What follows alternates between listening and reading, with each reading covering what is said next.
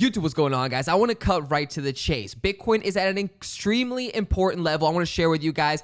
It's going to define the next few weeks for Bitcoin. It's going to define if we're going back to the bull run, back to the bear market. It's going to define what we should do over the next few weeks and how we should be playing the price of Bitcoin. Before we go into that, though, I want to ask you guys a question after seeing this article.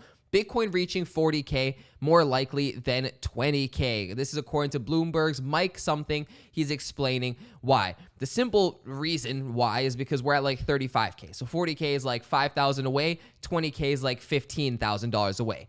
And that just in itself would make it technically more likely to reach 40K. But I want to ask you guys, as people in the crypto space, knowing the sentiment, seeing the news come out, everything going on, be honest, leave it in the comments down below. 40K first or 20K? I'm going with 40K, hands down, easiest bet of my life. I would put money on it 100% at the time, 40K, but I want to know if you guys think maybe 20K, maybe we're retesting the previous all-time high, whatever it is, maybe we are entering that bear market. Let me know in the comments down below. But before anything else, let's cut to the most important part of the video, the important price action for Bitcoin, where exactly we're at right now and what we see going on. Now, we remember people talking about breaking 42K back here, or 42K was an extremely important level. The reason for that is we had the EMA ribbon here. We had strong resistance being formed over and over again. We were bouncing off of that. A lot of resistance was forming around that area. However, now since we had the breakdown below this, and if you guys were able to, if you were awake at the time, I hope you guys were able to catch a short position here. I really, really do. The easiest trade. It was the easiest trade. Wait for the breakout, wait for the confirmation. Easily could have been able to ride it a few percentage to the downside. With any leverage, you could have made a good amount of money. Hopefully you guys were able to do that again. We had this set up for weeks waiting to happen. But with this breakdown, the important part comes next because we are seeing a recovery bounce.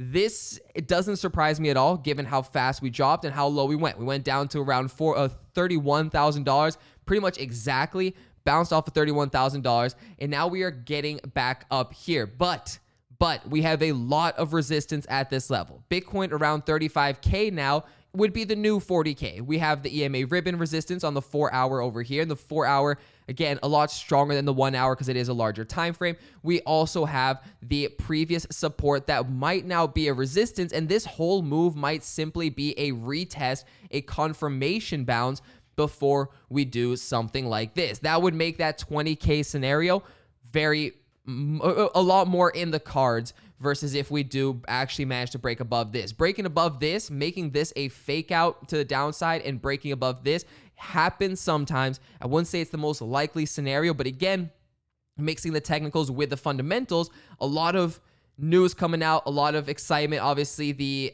hopium of the market and just people banding together and buying Bitcoin and holding Bitcoin for the long term, getting rid of the paper hands, diamond hands all the way for a lot of people. That could alter the technical side a little bit. So that's why I'm saying, just cutting straight to the chase, before we talk about Cardano and all that stuff, Bitcoin at this level is going to, this is extremely important. If we can break above the 4-hour EMA ribbon, right? We've tried to do it here, we failed, but if we can actually break above, I think Elon Musk was here, right? When we trying to break above, Elon Musk kind of ruined the technicals for us and we started to move down. Either way, if we can actually break above, start to have the EMA ribbon open up to the bullish side and start trending that way, 40K easy, 42K next. We would have, the retest coming up along this pattern would be, it would be interesting to see. We'd also start potentially making higher highs, which is obviously a bullish sign, maybe higher lows.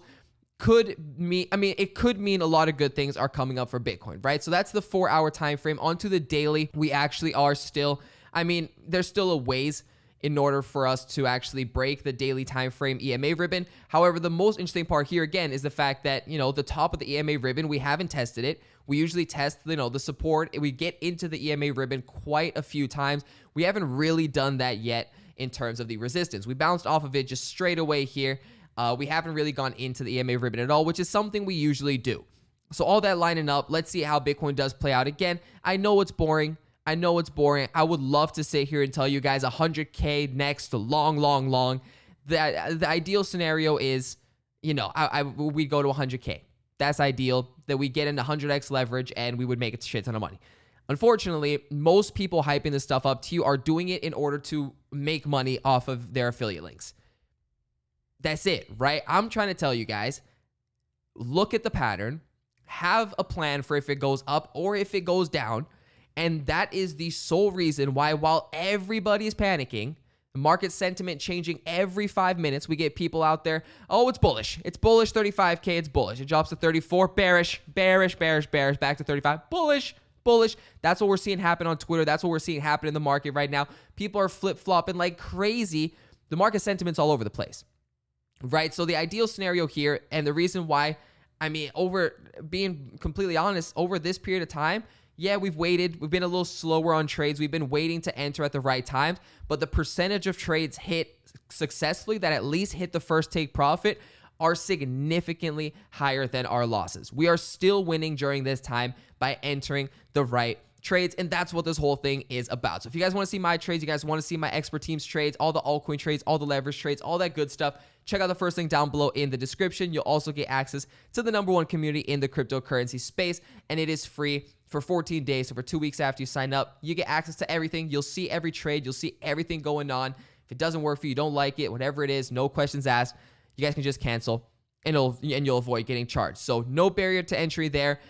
On the news side, El Salvador's Bitcoin law wins the vote. It's set to shake up BTC investments everywhere. So now that the Salvadorian president, his Bitcoin as legal tender bill is almost reality, what will it mean for Bitcoin investors? I've seen mixed reportings on if it is reality, not reality yet. The idea is a lot of people are already talking about moving there. Justin Sun, the marketer that he is on Twitter, jumped in immediately and was just like, we're going to build a headquarters. The first one. Tron's building the first headquarters. That's, already, I think he got a response from the president of El Salvador. So all that going on. Tron, fantastic marketing. You can't hate. Just great marketing.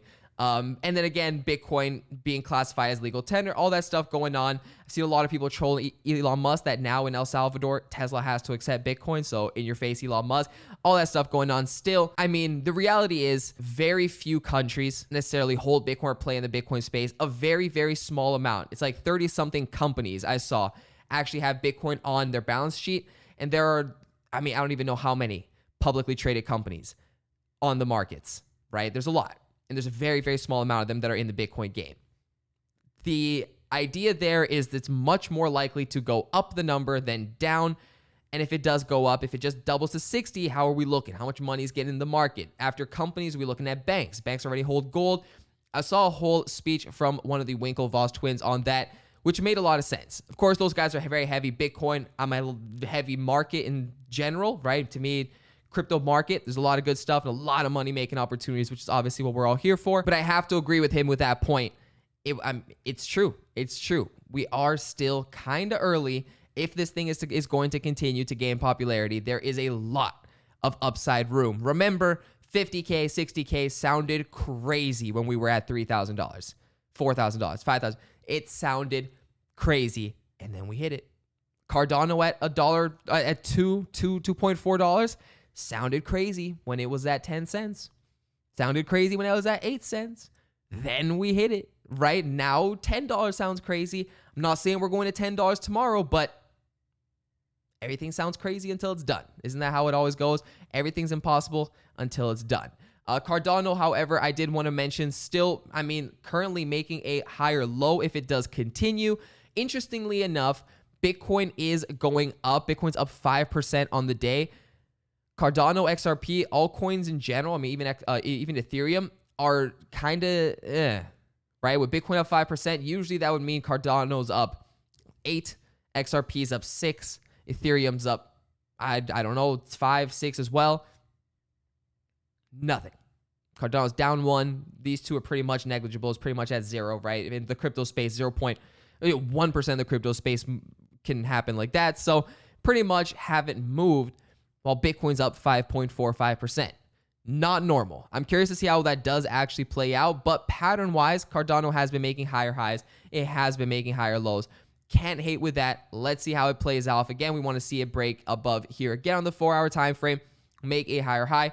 Would bring us up to that $1.952 range if we do have a higher high again. A solid opportunity again to potentially take some profit if you bought in at the lows. or if you're holding long term, doesn't really matter to you either way. But there is a lot of stuff coming out, and this is the most interesting part.